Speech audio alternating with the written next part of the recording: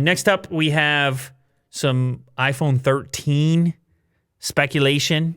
I've obviously heard about the LiDAR across the board. I've heard about the refresh rate improvement. This is just one more spec that some may be curious about. Supposedly, we're going to be looking at a 1 terabyte storage option for some models, which is that's quite a bit of local storage. But the thing to consider is they've been making this move with the large file sizes for the photos with the RAW.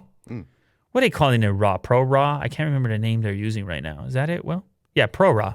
Pro RAW files are 10 to 12 times larger than HEIF or JPEG files, which means users would need a great deal more on-device storage. So for people who are using these things in a semi-professional prosumer type sense and are going to be storing a ton of these Pro RAW files, which that's kind of the state of things in 2021, man. It's, people are doing more and more work on these phones and more work with these phone cameras.